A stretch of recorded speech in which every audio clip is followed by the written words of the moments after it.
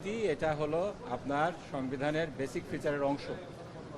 আমাদের দেশের প্রচলিত সাংবিধানিক যে আইনটা রয়েছে তার আলোকে সংবিধানের বেসিক ফিচার মৌলিক কাঠামোকে সংসদ 2/3 মেজরিটির বলে সংশোধন করতে পারেন না। এক্ষেত্রে আমাদেরকে এজন্য সংবিধানকে সংস্কার করতে হবে। এজন্য আপনি যদি সংবিধান সংশোধন কমিটি করেন সেখানে তো আমাদের অংশগ্রহণ করা এটা একটু ডিফিকাল্ট। এরপরেও কথা আছে, আমরা বলেছি আপনার সংসদ চালানোর জন্য যে সংসদ নির্বাচন হয়েছে এখানে বিএনপি 2/3 মেজরিটি পেয়েছে, ঠিকই আছে, কিন্তু দেশের সংস্কারের জন্য জুলাই সনদ বাস্তবায়নের জন্য যে গণভোট হয়েছে সেখানে জনগণ অলমোস্ট 70% এটার পক্ষে হা ভোট দিয়েছে। এই হা ভোট বাস্তবায়নের জন্যই সংস্কার কমিটি হবে। সেক্ষেত্রে এজন্য বিএনপির সংসদে 2/3 মেজরিটি আছে, তারা ইলেকশনে জিতেছে, এই জন্য তাদেরকে এখানে 2/3 মেজরিটির প্রপোর্শন অনুযায়ী সেখানে বেশি সিট দিতে হবে কমিটির মধ্যে, আর আমাদের সেখানে কম সিট থাকবে। সেখানে তারা ব্রুট মেজরিটির কারণে তারা সেখানে যা ইচ্ছা তাই করবে, সেটা তো আসলে হতে পারে না। যেহেতু এখানে 70% গণভোটের বিষয়টা জনরায় বাস্তবায়নের বিষয়, সেজন্য আমাদের বিরোধী দলীয় নেতা কাউন্টার প্রস্তাব দিয়েছেন এটাকে নিয়ে সংস্কার কমিটি হতে হবে এবং সেখানে সমান সংখ্যক অংশগ্রহণ থাকতে হবে, যাতে করে জনগণ যেটা চাচ্ছে এটা যেন সঠিকভাবে বাস্তবায়িত হয়। সংশোধন কমিটির যদি প্রস্তাব দেয়া হয় আপনাদের সরকারি দলের পক্ষ থেকে, সেই সংশোধন কমিটিতে আপনারা নাম দিবেন কিনা?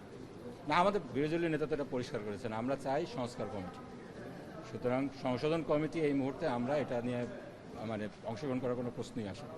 আর এখানে যেহেতু এটা 2/3 মেজরিটির কথা তারা বারবার বলছেন, কিন্তু যেটা তারা এড়িয়ে যাচ্ছেন, এখানে একটা ভুল ইনফরমেশনও তারা দিচ্ছেন, তাদের নাকি 51% ভোট তারা পেয়েছেন, আসলে ভোট তাদের 49%।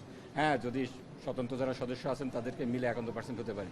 ইভেন দেন সংস্কারের পক্ষে ভোট দিয়েছে 70%-এর কাছাকাছি ভোটার। তো তাদের কনসার্নটা রেজ করার জন্য, তাদের বিষয়টা স্বার্থটাকে দেখার জন্য আমাদের সংশোধন কমিটি, যেটা সংশোধন কমিটি তো না, সংস্কার কমিটি, সেখানে ইকুয়াল রিপ্রেজেন্টেশন থাকতে হবে। একটা বিষয় হচ্ছে আপনারা এই যে বিএনপির পক্ষ থেকে সংবিধান সংশোধনের কথা বলা হচ্ছে, সংশোধনের কথা, আপনারা সংস্কারের কথা বলছি। এই জায়গায় আপনাদের অবস্থানটা আসলে কি হবে যদি বিএনপি যদি সংস্কারের সংশোধনে যায়? না, সংস্কার আপনি যদি সংশোধন করতে চান, আমি তো বলেছি বাংলাদেশের প্রচলিত আইন দেখতে হবে না, আপনি সংশোধন করে তো অ্যামেন্ডমেন্ট করে 142 আন্ডারে, সেক্ষেত্রে তো আপনি যে মৌলিক সংস্কারের বিষয়গুলো বলা হচ্ছে সেগুলো ঢুকাতে পারছেন না। তার মানে ইন এফেক্ট প্রকারান্তরে আপনারা জুলাই সনদ বাস্তবায়ন করবেন না, সেদিকে যাচ্ছে।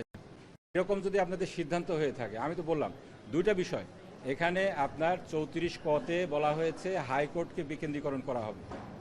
হাইকোর্টকে যদি আপনি বিকেন্দ্রীকরণ করতে চান, এই হাইকোর্ট বিকেন্দ্রীকরণ এর আগেও একবার হয়েছিল 8ম সংশোধনীর মাধ্যমে। এরশাদ তৎকালীন স্বৈরশাসক 2/3 মেজরিটির বলেই 8ম সংশোধনীর মাধ্যমে হাইকোর্টকে বিকেন্দ্রীকরণ করেছিল, কিন্তু পরবর্তীতে একটি মামলা হয়, আনোয়ার হোসেন চৌধুরীর মামলা, এটা খুব বিখ্যাত মামলা। সেই মামলায় হাইকোর্ট বলে যে হাইকোর্ট বিকেন্দ্রীকরণ অসাংবিধানিক, পার্লামেন্ট এটা করতে পারে না। আপনি একই কাজ আবার সংবিধান সংশোধন করে করবেন, তাহলে এটা তো হয় না। আপনাকে এই জন্য সংবিধান সংশোধন করে এটা হবে না, সংবিধান সংস্কার করতে হবে।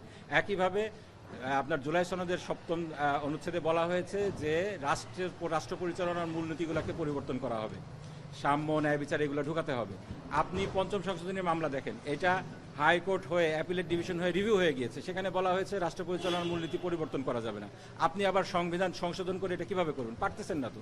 আপনারা যদি বিএনপির সংসদ সদস্যরা যদি এই ব্যাপারে অ্যাডামেন্ট থাকেন, তারা সংবিধান সংস্কার করবেন না, সংশোধন করবে না, তাহলে বুঝতে হবে জুলাই সনদ ওনারা পুরোপুরি বাস্তবায়ন করতে চান না।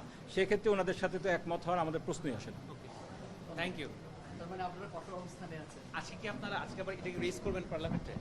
এটা আমাদের গতকালকে এটা দিতে পারেন। গতকালকে ওনারা প্রস্তাব দিলেন যে সংবিধান সংশোধন কমিটি হবে, আর আমাদের বিরোধী দলীয় নেতা বললেন যে না, সংস্কার কমিটি হবে, সেখানে ইকুয়াল রিপ্রেজেন্টেশন থাকতে হবে। তারপরে যখন স্পিকার বললেন দিনের আলোচনা শেষ, বিরোধী দলীয় নেতা দাঁড়ালেন। নর্মালি বিরোধী দলীয় নেতা যখন দাঁড়ান তখন তাকে মাইক দেওয়া হয়, এটাই রেওয়াজ চলে আসছে, আমরা দেখেছি। এই সংসদে এটা একটু ব্যতিক্রম আমরা দেখতে পাচ্ছি। তো স্পিকার মহোদয় যেটা বলেছেন, আমাদের দিনের